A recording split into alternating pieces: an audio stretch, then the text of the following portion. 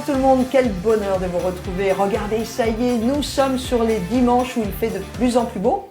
Enfin. C'est cool. Salut Pierre. Salut Malolo. Ça va? Bah ouais, je bronze et je profite de mon année supplémentaire. Ça y est, l'anniversaire est passé. 38 ans, hein? Ouais, hors taxe. Ah, Ouais, c'est ça. après, là, tu appliques la TVA. Ah oui, c'est en France suisse. Et bientôt, je vais enlever. Oui, c'est ça, je vais enlever la TICPE, enfin toutes les taxes carburant. Si j'enlève toutes les taxes et que donc, je divise, j'enlève 60% de mon âge, on est bien, j'ai une petite vingtaine, quoi, comme Jade. Pas mal.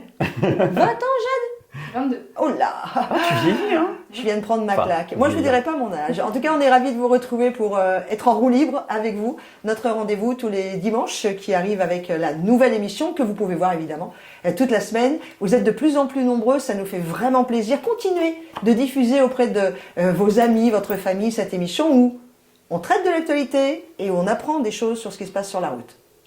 On y va? C'est parti? On commence par l'actualité.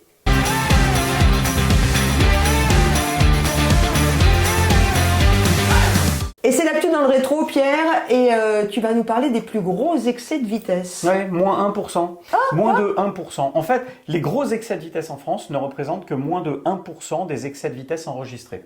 Alors souvent, on a cette image où on a l'impression que les routes sont transformées en rodéo urbain. Alors ça existe, hein, ça existe, mais ce sont vraiment des populations très ciblées sur lesquelles il faut pas lâcher la pression parce que c'est pas des automobilistes, c'est pas des motards, c'est juste des dingues. Voilà. Pardonne-moi, mais c'est plutôt un mot en 3 lettres qui commence par un C, qui finit par un N. Il reste qu'une lettre, normalement, vous avez trouvé.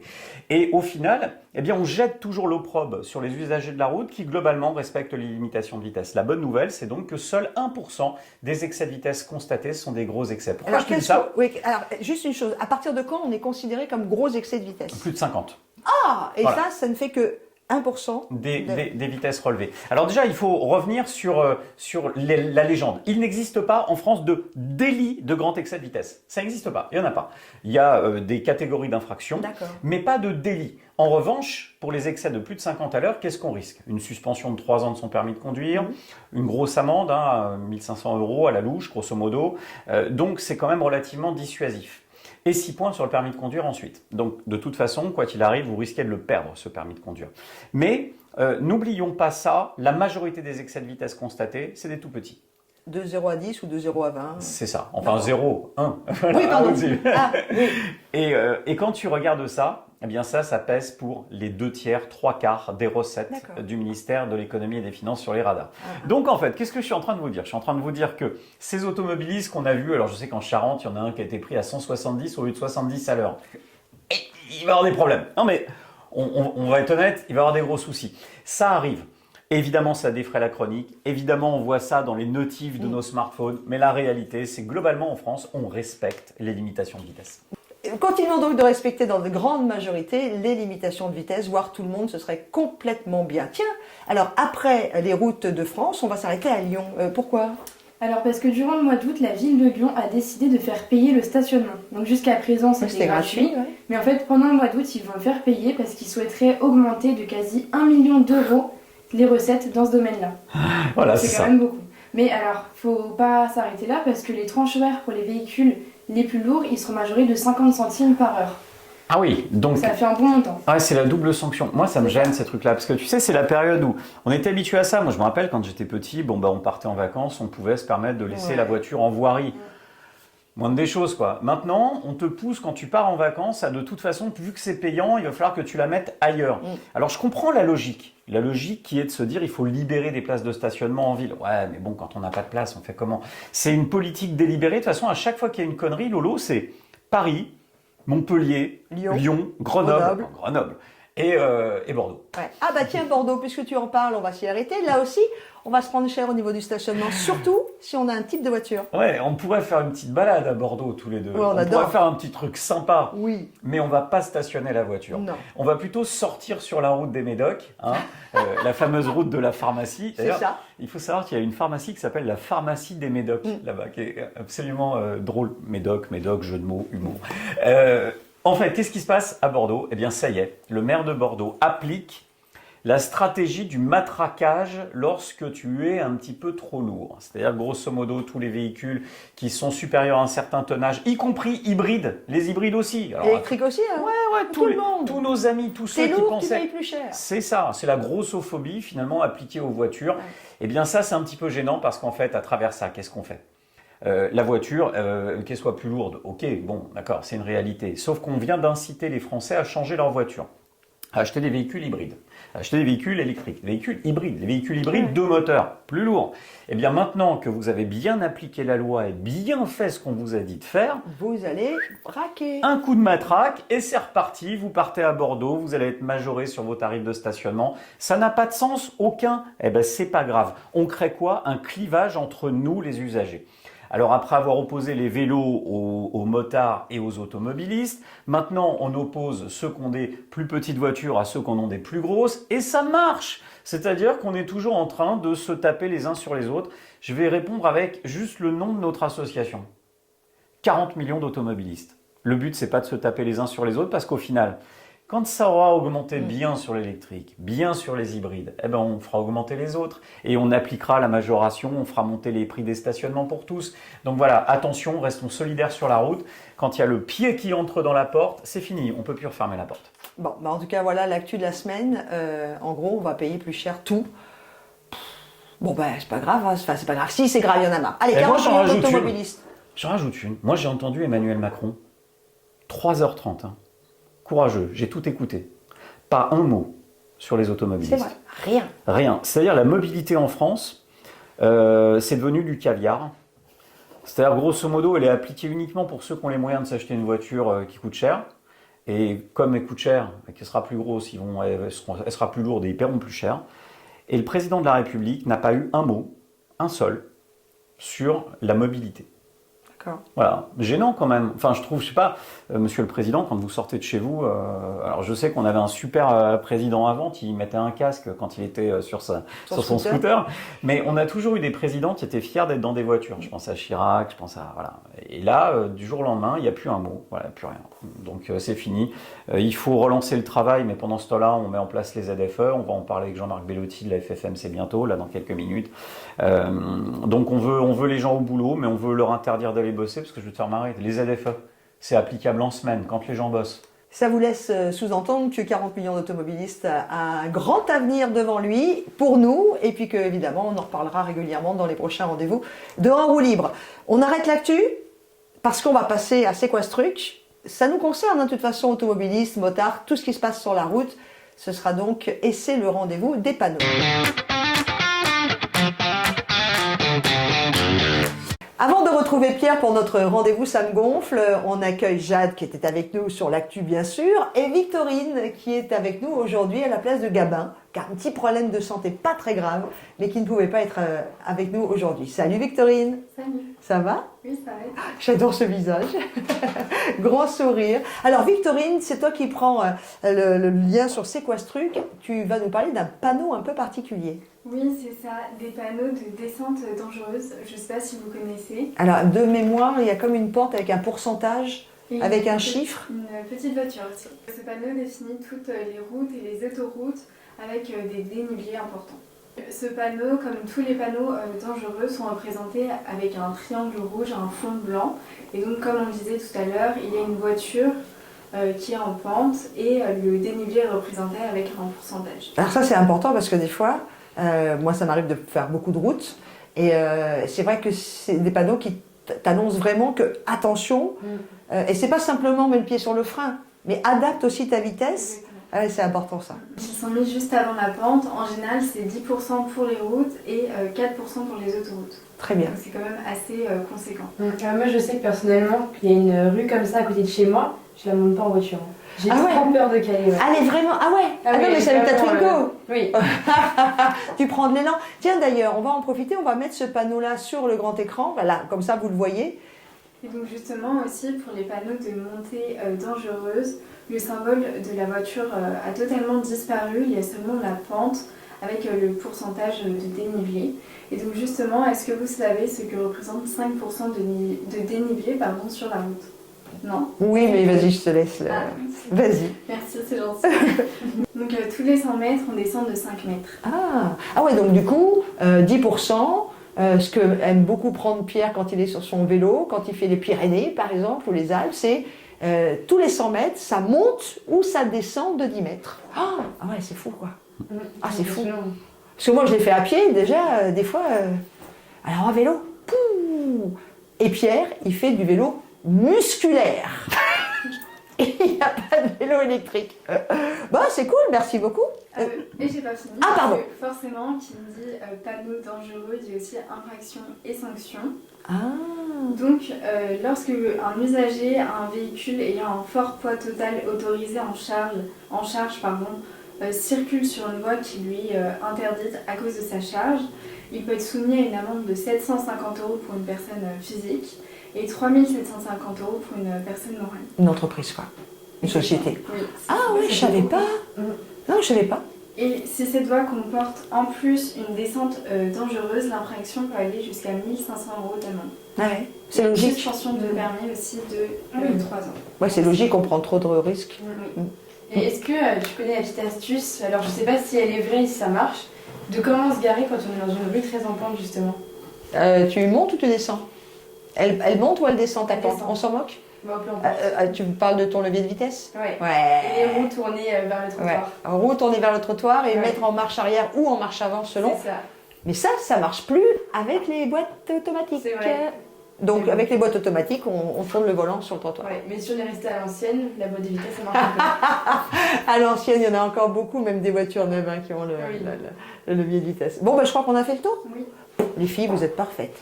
Depuis qu'elles font en roue libre, elles sont mais calées et pas que sur le trottoir. Allez, à suivre après notre rendez-vous. On va retrouver Pierre, lui, ça le gonfle et vous allez voir qu'il y a des choses qui le gonflent vraiment très très fort.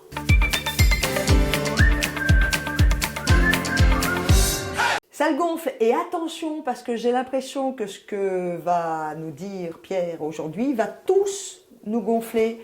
C'est quoi cette histoire que le réseau rail SNCF va pas bien financièrement? Quoi? T'as vu l'état des routes? Oui. Ok. T'as vu l'état des rails? C'est la même chose en pire. Sauf que l'idée, l'approche aujourd'hui qui est faite, l'idée qui est lancée un petit peu comme un ballon d'essai dans l'opinion, ça serait d'utiliser une taxe sur l'automobiliste pour payer l'entretien du rail. Bon, moi, il y a un truc qui me gêne. Quand il y a des trous sur la route, on prend l'argent de l'automobiliste pour entretenir les routes. Alors, s'il faut se mettre à entretenir les rails, moi, je veux bien, mais au bout d'un moment, il va falloir arrêter les bêtises. Comment? C'est le comment qui est intéressant. La menace, c'est de ponctionner ces taxes sur le dos des sociétés d'autoroutes, bien évidemment. Parce qu'en tapant sur les sociétés d'autoroutes, eh bien, on se dit comme ça, les Français, ils verront que du feu, ils vont pas comprendre que c'est contre eux. Mais la société d'autoroute, au bout d'un moment, si on lui rajoute une fiscalité supplémentaire, Elle va se la... Oh, pardon. elle va forcément vouloir la compenser. C'est normal. Si demain, tu gagnes 3 000 € et d'un seul coup, je t'en pique 1 000, et que tu vends des baguettes de pain, forcément, il va falloir que tu vendes ta baguette plus chère. C'est une évidence. Bien sûr. Et encore une fois, ce qui me gêne, c'est à ça qu'on verra ceux qui suivent en roue libre de ceux qui ne le suivent pas. C'est qu'en fait, quand on regarde dans l'opinion, il y en a beaucoup d'entre vous qui disent « Ah, les sociétés d'autoroutes font plein de pognon, machin et tout. » Bon, ok. Alors, comment ça se passe? À l'époque où les autoroutes n'étaient pas concédées aux sociétés, les augmentations annuelles étaient les mêmes par rapport à l'inflation, les mêmes. C'est-à-dire que quand ça a été confié aux sociétés d'autoroutes, on n'a pas eu une augmentation de l'inflation supérieure à ce qui était fait avant par l'État. La différence, c'est que depuis que c'est entre les mains des sociétés d'autoroutes, ce n'est plus déficitaire. Ok. C'est-à-dire qu'on apprend qu'une entreprise est meilleur gestionnaire que l'État. C'est pas un scoop. Donc j'ai envie de dire, à la limite, nous, on veut quoi? On veut que les autoroutes, ça soit un modèle plutôt vertueux, avec des autoroutes de qualité. Ça, c'est le cas. Évidemment, c'est toujours trop cher. Bien évidemment, c'est le rôle de 40 millions d'automobilistes de dire que c'est trop cher. Mais si demain, c'était entre les mains de l'État, ce serait pas moins cher. Ce serait toujours plus cher. Pareil. Sauf qu'on n'aurait pas l'entretien au niveau. Mais là, qu'est-ce qui va se passer? Eh bien, cette menace de fiscalité qu'agite un petit peu l'État en disant « Regardez, on va taper, c'est pas vous, les automobilistes. C'est pas toi, Jade, non, t'inquiète pas. C'est la société d'autoroute qu'on va taper. » Bah ouais, mais la société d'autoroute, Eh ben, si elle a moins de profit, elle va le compenser. Et elle va le compenser fatalement en faisant porter cette fiscalité nouvelle sur l'usager. Ça paraît basique. Donc attention à deux choses. Je vous rappellerai que sur autoroute, 40% du montant du péage, c'est des taxes directes pour l'État. 40%. Vous payez 10 euros, 4 euros pour l'État. Voilà. Ils n'ont rien fait, 4 euros. Donc le grand vainqueur du système des concessions d'autoroute, contrairement à tout ce qu'on entend, c'est l'État qui continue à prendre 40% à ne rien faire. Sauf qu'avec cette taxe-là, on ne sera plus à 40%, on dépassera encore. Et non, il est hors de question que les usagers qui partent en vacances avec leur famille, en voiture, sur un modèle vertueux, où ils payent déjà des taxes carburant, se retrouvent à compenser les erreurs de l'État qui n'a pas su entretenir le rail. Voilà. Sauf que Pierre, je vais être honnête avec toi, direct, tu crois qu'ils vont nous écouter? Non. Et que ça se fera quand même? Alors, on va mettre la pression. Tu sais comme moi, depuis le temps qu'on se connaît, 40 millions a quand même beaucoup de victoires à son actif. J'en citerai une, le 80 km/h c'était fini et pour tout le monde, et on n'allait jamais repasser à 90. Et ensuite, moi j'ai pris mon téléphone et j'ai appelé toutes les équipes dans tous les conseils départementaux. Merci d'ailleurs au sujet, au premier qui a pris la décision, Pascal Coste en Corrèze, qui a eu le courage politique, je me souviens de cet appel, qui a eu le courage politique de dire on repasse tout le département à 90. Merci de nous avoir fait confiance là-dessus. On aura cette victoire. On aura cette victoire parce que je dois, et c'est mon rôle à 40 millions d'automobilistes, de vous expliquer deux choses. Un, l'État est le grand gagnant des concessions autoroutières, ça faut pas l'oublier. Deux, s'il y a une fiscalité qui est imposée aux concessions, ça sera pour notre pomme à la fin. C'est à moi de faire passer ce message-là. Si on réussit à faire passer le message dans l'opinion, si tout le monde est au courant, si vous partagez cette émission, si vous êtes de plus en plus nombreux à la regarder, eh bien tout le monde le saura. Et on gagnera. Et n'hésitez pas d'ailleurs à réagir sur tout au long de l'émission, et en particulier également sur ce sujet-là dans les commentaires, juste sur la page YouTube. Merci beaucoup. Et surtout, n'hésitez pas vous aussi à réagir dans les commentaires. Vous savez qu'on en tient compte à chaque fois, et si vous avez aussi des envies de sujets, je vais y arriver, vous les proposez également. Allez, tout de suite, juste après notre Ça me gonfle, ça sera le vrai du faux. Restez là parce que notre invité, lui aussi, il a pas sa langue dans sa poche.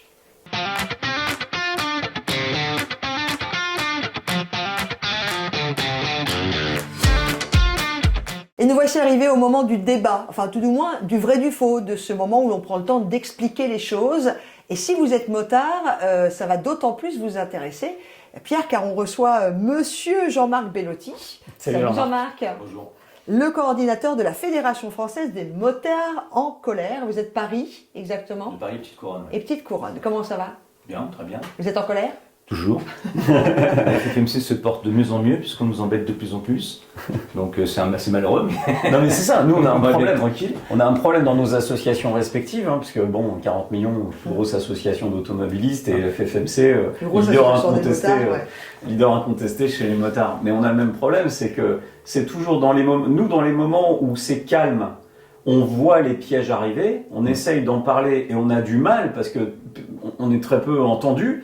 Et au moment où, mais la merdouille arrive, c'est le moment où on a tous les mails qui arrivent en disant « Mais qu'est-ce que vous faites ?» Et alors, ça fait 5 ans qu'on vous en parle et qu'on vous envoie des emails, les gars, pour vous expliquer que ça va être la cata. C'est extrêmement classique, c'est-à-dire que les gens réagissent que quand ils sont au pied du mur. Ouais. Et là, c'est vrai que alors là, on est au pied du mur de quoi? Des ZFE. Là, on parle des ZFE également pour les motards. Oui, ça a toujours été aussi pour les motards. Les ZFE, oui, on va rappeler ça, si tu veux bien. Rappelons effectivement que les motards, vous aussi, vous aviez des catégories de motos qui n'avaient pas le droit de rentrer. Les motards sont tout aussi impactés que les automobilistes, bien sûr, il n'y a pas de différence. Malgré le fait que, effectivement, nous, on a travaillé pas mal à un moment donné sur le fait que les deux roues motorisées avaient un avantage entre guillemets par rapport aux voitures, sans vouloir stigmatiser évidemment les automobilistes, parce qu'il faut quand même reconnaître aussi que 95% voire plus des usagers de deux roues motorisées sont aussi automobilistes. Il y a très peu de motards qui n'ont qu'une moto. Moi par exemple j'ai qu'une moto, mais je suis très minoritaire, et mes petits camarades qui n'ont qu'une moto, qui n'ont pas de voiture, sont très minoritaires. Donc en réalité on est tous aussi automobilistes, et par contre on a une spécificité, c'est que on est moins lourd, l'encombrement du véhicule est beaucoup moins important sur la voie publique, l'encombrement intérieur est optimisé puisqu'on n'a que 2 places, et donc on ne va pas travailler seul dans une voiture de 5 places, mais encore une fois on stigmatise personne parce que les gens qui font ça c'est parce qu'ils ne peuvent pas faire autrement. Donc à même distance on va rouler beaucoup moins longtemps parce qu'on n'est pas sous nos embouteillages, donc entre guillemets on émet moins de pollution. Oui, fatalement, en plus, Fatalement, c'est ça. c'est plus léger. Voilà. Donc, à un moment fatalement. donner, dans notre combat, on a dit, les ZFE, avec toutes les restrictions, avec toutes les dérogations qui existent, les deux roues motorisées devraient être autorisés à circuler dans les ZFE. Par rapport à tous ces avantages-là, justement.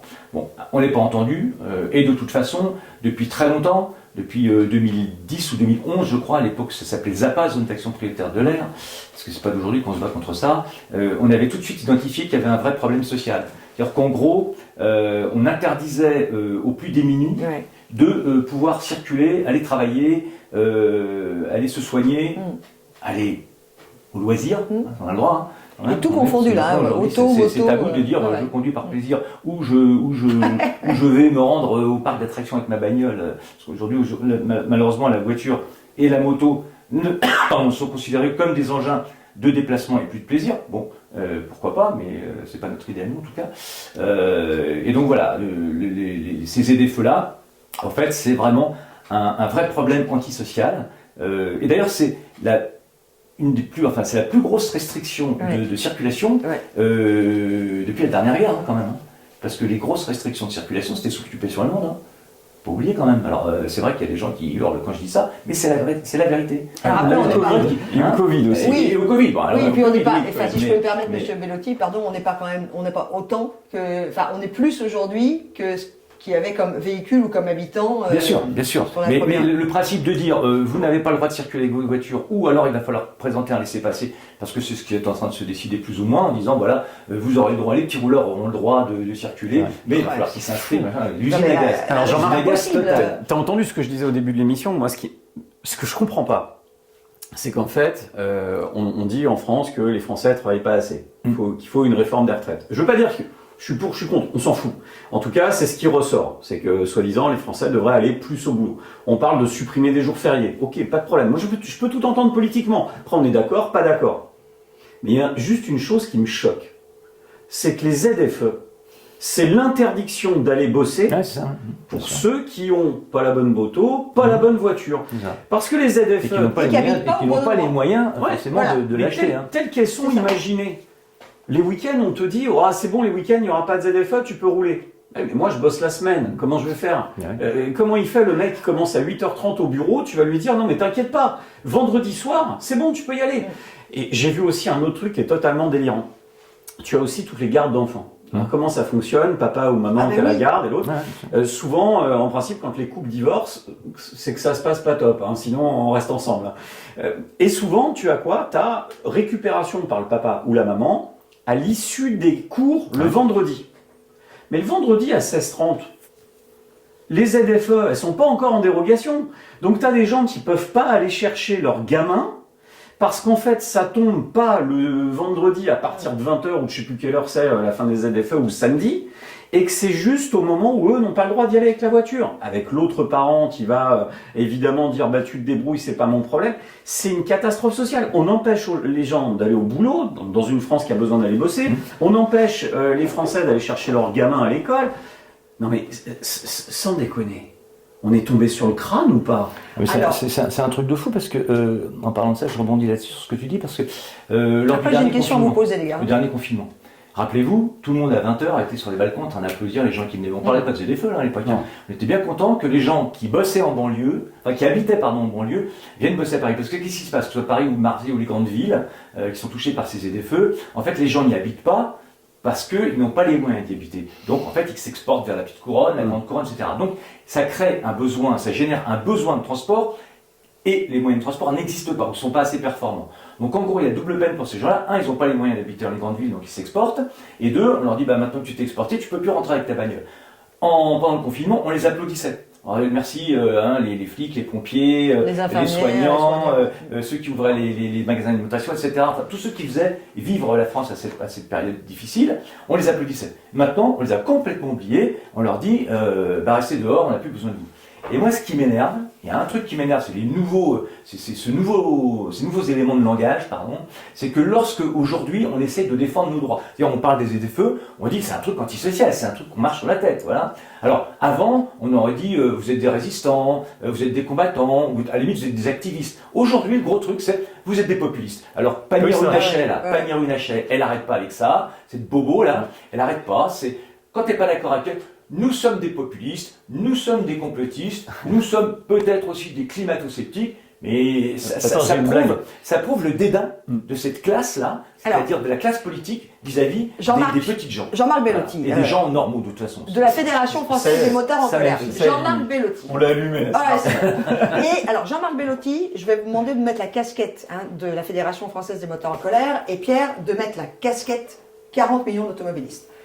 Qu'est-ce qu'on fait? Il y a eu, normalement, on entendait parler de ça, il semblait que les ZFE allaient disparaître. Ouais. Et à chaque fois, on repousse. Ouais. Qu'est-ce qu'on fait? Et vous, qu'est-ce que vous pouvez faire? Puisqu'a priori, vous me dites que vous n'êtes pas entendu avec les motards, et vous avec les automobilistes. Alors, c'est un peu plus complexe. Oui, en ce moment, on est entendu, mais pas par tous. C'est ça le truc. Disons qu'il y a une prise de conscience en ce moment. Voilà. À force de marteler, il y a une prise de conscience de certains élus. Gouvernement. Ouais, d'accord. Gouvernement, on a Agnès Pannier-Runacher, qui est ministre de l'écologie. On a Philippe Tabarot, ministre des Transports. Philippe Tabarot, il est opposé aux ZFE. Il est contre les ZFE, ouais.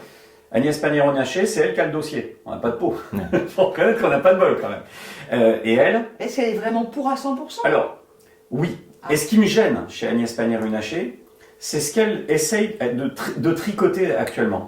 Parce qu'en fait, la commission spéciale à l'Assemblée nationale, qui est présidée par Yann Boucard, pour donner sa tendance politique, on s'en fiche, avec le soutien d'autres personnalités qui sont battues contre les ZFE, je pense notamment à Pierre Meurin, député qui est très actif contre les ZFE, pareil, on peut donner des couleurs politiques, on s'en fiche. On réussit, ces deux hommes-là ont réussi à obtenir véritablement l'abrogation pure et simple des ZFE. Que fait Agnès Pannier-Runacher? Elle a déposé un amendement qui va être discuté à l'Assemblée nationale pour réinstaurer les ZFE uniquement, dit-elle, à Paris et Lyon. Et c'est ce qu'il y a actuellement. Parce que elle veut les rendre facultatives dans les autres métropoles, donc c'est le cas actuellement, et obligatoires à Paris et Lyon, c'est-à-dire exactement comme aujourd'hui. Et elle essaie de faire ça, de faire passer ça pour une avancée du gouvernement. Donc alors on est peut-être des populistes, mais on n'est pas des crétins. On est surtout des citoyens qui défendons nos droits. Puisque vous parlez de citoyens, si vous avez envie de réagir, allez-y dans les commentaires, réagissez aussi sur les ZFE et cette espèce d'embroglio sur lequel on est en train de nous endormir. Aujourd'hui, cette différence, il y a un truc vraiment qui m'agace. C'est aujourd'hui la différence entre un administré et un citoyen. C'est que le citoyen, lui, il est là, on est des Français, quoi. On défend nos droits, on est des Gaulois, oui, on est des Gaulois. Et alors, on défend nos droits, on n'a pas envie de se laisser marcher sur les pieds, et c'est normal. C'est ça qui fait la différence avec un simple administré qui, lui, va faire le mouton, ne va rien dire. Mais aujourd'hui, ce qui fait partie de notre essence, qui fait partie de notre ADN, la Révolution française, c'est nous qui l'avons inventé quand même la Révolution à un moment donné, c'est se battre pour ses droits, les droits de l'homme, le pays des droits de l'homme. Aujourd'hui, quand tu défends tes droits, eh ben, t'es traité de populiste, de fasciste, je sais pas quoi. Moi, je suis pas un fasciste, je suis loin d'être un fasciste, je suis pour l'écologie, mais pas cette écologie-là, et ça m'insulte, ça me révolte, quand mes petits camarades et moi-même, ou même tous les gens qui se défendent, se font traiter de la sorte, populistes, de je ne sais quoi, parce que, tout simplement, ils se défendent, et c'est leur... Parce qu'aujourd'hui, se défendre, et même avant c'était la même chose, c'est pas un droit de se défendre, c'est un devoir. C'est un devoir. Et c'est ce qui a fait la France. Alors aujourd'hui, tous ces gens-là qui nous traitent de populistes, eh bien, ils m'énervent. Voilà, ça m'agace. Qu'est-ce qu'on fait? Voilà. Que fait 40 et après que fait le FFMC? Alors, on a chacun, et c'est amusant, tu sais, avant de se voir, j'ai demandé à l'intelligence artificielle quelle était la force de la FFMC et quelle était la force de 40 millions d'automobiles. J'ai demandé aussi quelle était la plus grosse asso de motards de ville. J'ai demandé quelle était la plus grosse association d'automobilistes, je te laisse deviner. Bon, au final, la force de Jean-Marc, c'est sa mobilisation. Alors, attention, grève des motards, on va bloquer les routes? La capacité à mobiliser. C'est prévu. Attends, là c'est fort. vous avez prévu de bloquer les routes. Bah, en fait, hier, il y a une manifestation. Il y a déjà eu une manifestation il y a 3 semaines de ça contre les ZFE. Et on est même rejoint par les forains, par les gens des marchés, par les artisans et les commerçants. Et vous avez bloqué quoi? Non, c'est juste une manifestation roulante. Non, c'est une manifestation statique devant la mairie de Paris. Alors, ça, c'est pour Paris, mais il y en a partout en France. C'est-à-dire qu'il y a une quinzaine de villes en France, de manifestations en France, organisées par la FFMC, d'accord, puisqu'on a intégré le mouvement des gueux avec Alexandre Jardin. Voilà, donc on manifeste contre ça. Et nous, les ZFE, je te dis, on est très actifs contre ça depuis 2000, ça s'appelait ZAPA, Zone d'action prioritaire de l'air à l'époque. Hein, donc, et ZAPA comme le clown. Après, non, c'est des Zapatales. Après, ça s'est appelé les ZCR, Zone de circulation restreinte. Hein. Et comme le nom était un peu violent, ils ont arrêté. Ils ont dit, là, on va appeler ça les ZFE. Et sauf que là, ils ont mis les ZTL en plaçant. Alors, c'est encore autre chose, la ZTL. C'est encore un truc italien. Oui, mais c'est encore un ZTL. C'est un truc italien pour le centre historique. Du côté de 40. Et d'ailleurs, pourquoi est-ce qu'on bloquerait pas tout? Alors déjà parce qu'il faut faire attention, les blocages c'est soumis à une réglementation, c'est-à-dire qu'on ne peut pas tout faire, sauf si Jean-Marc a envie de se retrouver en cabane, non. Mais a priori c'est pas prévu. Donc on doit faire dans les règles, c'est-à-dire que ceux qui aujourd'hui essaient de nous faire avaler ces zones à faible émission seront intransigeants si le moindre écart est fait dans une manif. La force de la FFMC, c'est cette capacité-là. Tout est toujours nickel. Chaque fois que je vois une manif de la FFMC, moi, je me mets dans le cortège, je dis rien, je fais ma pomme, je suis là, point. Et qu'est-ce que je vois? Je vois une organisation incroyable. Parce que les motards, ils sont doués pour ça. La force de 40 millions d'automobilistes, c'est pas la mobilisation. Parce que les automobilistes ne se mobilisent pas. Les automobilistes, s'ils viennent, ils vont venir avec leur moto, déjà, premièrement. Deuxième point, 40 millions d'automobilistes, c'est une masse. Je sais que vous avez tous l'impression, il n'y a qu'à tous sortir. Combien de fois on l'a fait? Il n'y a pas de voiture. Il n'y en a pas. Il y en a 50 qui traînent comme ça. Donc ça sert à rien. Pour vous, dans l'organisation, c'est très complexe à gérer. Je me rappelle quand on l'avait fait, très complexe à gérer parce que les cortèges où il y a des voitures, c'est pas aussi simple qu'à gérer que les cortèges où il y a des motos. Mais ce qui est curieux, c'est qu'un automobiliste, s'il est motard, il va jamais sortir dans la rue manifester pour un truc d'automobiliste. Par contre, en tant que motard, il va sortir. C'est ça. Parce que je dis, il y a 95% de motards. Parce que c'est votre force. Oui, mais c'est parce qu'il y a un sens déjà, c'est parce que l'automobiliste qui est motard, il a déjà d'abord l'esprit du motard. Parce que motard, c'est aussi un état d'esprit, une façon de penser aussi, puis très amoureux de leur liberté, les motards en règle générale. C'est pour ça aussi qu'ils sont juste moyen de transport. Mais en général, le motard, lui, il va avoir une voiture. Alors soit par plaisir, ça peut arriver, mais souvent parce que il est bien obligé. Par obligation familiale. Et moi, tous les automobilistes, les 40 millions, eux, ils pensent différemment. Tu sais comment ils pensent? Ils pensent aux ZFE le lundi quand ils prennent leur bagnole. Ils sont énervés. Et ensuite, quand ils rentrent chez eux et qu'ils ont garé la bagnole, ils attendent. Ils attendent que les autres fassent. Le pied du mur. Et donc, ils sont pas là. Par contre, la force de 40 millions d'automobilistes, on la connaît. C'est la force médiatique, c'est le lobbying politique. Là-dessus, on est bon. Donc, moi, je marche pas sur les plates-bandes de Jean-Marc, il le sait, je suis toujours avec lui. Mais vous pouvez être ensemble. Mais on est ensemble. On peut pas faire plus ensemble que là. Même toi, t'es avec nous. Donc, on est ensemble. Je pense que les usagers de la route doivent s'allier effectivement pour. Et les usagers. Pas pour hurler contre l'écologie, parce qu'on n'est pas des abrutis. On est tous pour une écologie, bien évidemment. On est tous conscients qu'il se passe des choses. Bien sûr, il y a des trucs, il y a une urgence, on le sait. Voilà, on le sait. Mais à un moment donné, pas comme ça. Et l'écologie, elle doit se faire avec et pour les citoyens, et non contre et sans eux. Bon, alors, moi j'ai une question. Ça c'est très beau et ce sera la fin. Non, 30-31 mai, ça va être le vote potentiel à l'Assemblée nationale. Allez, on fait les pronos, ça on verra si on avait raison. Moi je dis que les députés, avec ce qu'on va leur envoyer à 40 millions, auront le courage de l'abrogation. Et toi, t'en penses quoi? Alors nous, on a aussi interrogé divers députés de divers bords politiques, notamment pas mal à gauche parce que c'est là où ça coince, etc. Et ben moi, je le sais que des députés de LFI, des députés du parti de gauche, des députés socialistes, aussi de droite, nous ont répondu, mais ceux-là m'ont dit, on est contre les ZFE. Redis-moi, mais voilà. Redis-moi, Jean-Marc, la phrase que tu as dit sur les citoyens. Laquelle? J'en dis tellement. Sur l'écologie, j'ai alors sur l'écologie, l'écologie, elle doit être faite pour et avec les citoyens et non contre et sans eux. Parce que c'est ce qui se passe aujourd'hui. Voilà, ça, c'est quelque chose de très beau. Merci beaucoup. Avec plaisir. Je vous laisse remonter sur votre moto. Merci à vous de m'avoir invité. Quant à nous, on continue notre en roue libre, y compris les roues de moto. À tout de suite.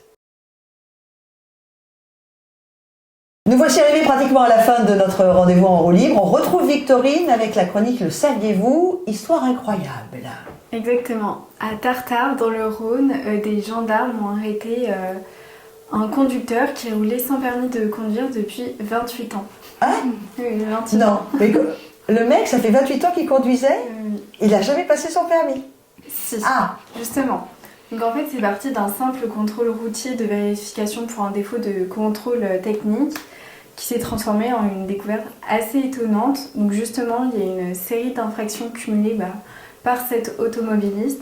Il n'avait aucune assurance, donc un défaut de contrôle technique, et il conduisait sans permis de conduire depuis 28 ans à cause d'une infraction en état d'ivresse.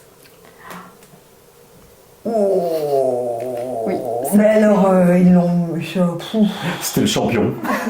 Mais il lui est arrivé quoi, là? Donc il va passer devant le tribunal. Ah bah ouais, au moins. Et on attend la suite. Mais c'était dernièrement, là? Oui, la semaine dernière. C'est tout récent. Le mec, il n'avait pas de permis de conduire depuis 28 ans. Il roulait sans assurance, sans permis. Un danger. Heureusement que personne ne l'a croisé. Hein. Totalement. Mais Enfin, accidentellement, j'entends. pour lui, je cite, le permis était comme un yaourt périmé mais toujours consommable. Donc peut-être un peu illuminé, je sais pas trop, mais...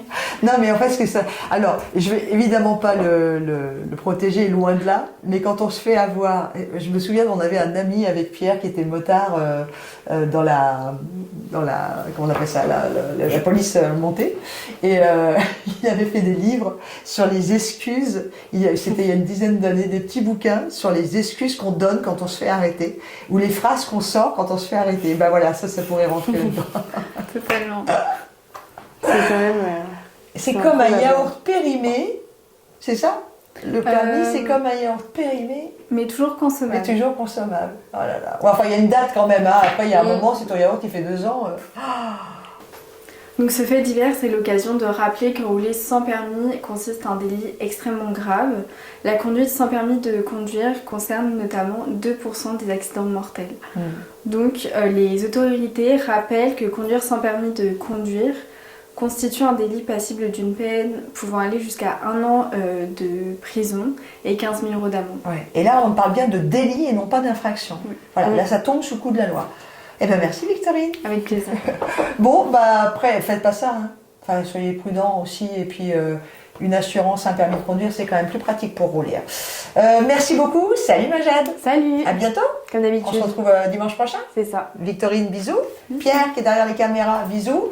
On va souhaiter un bon rétablissement à notre Gabin, qui est avec nous par la pensée en tout cas. On sait qu'il n'est pas bien, mais on t'embrasse très fort et tu vas voir, tu vas guérir très vite, jeune padawan. À dimanche prochain, et n'oubliez pas, vous réagissez, vous partagez au maximum cette émission en roue libre by 40 millions d'automobilistes.